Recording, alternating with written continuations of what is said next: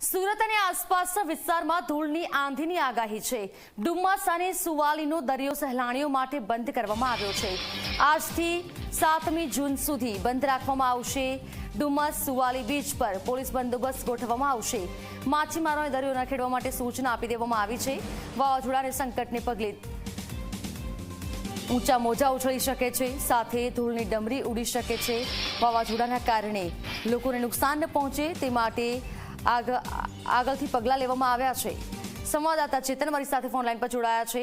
ચેતન, ડુમસ અને સુવાલીનો દરિયો સહેલાણીઓ માટે બંધ કરવામાં આવ્યો છે, કયા કયા પગલાં લેવામાં આવ્યા છે વાવાઝોડાના સંકટને લઈને?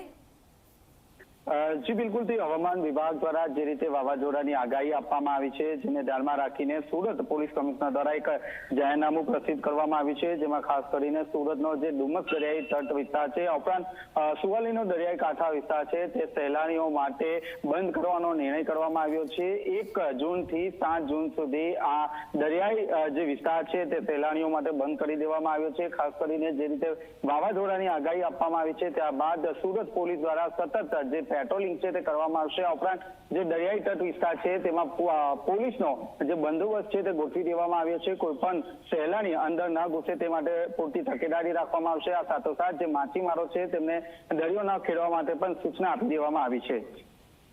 બિલકુલ ચેતન, આભાર આપની તમામ જાણકારી માટે।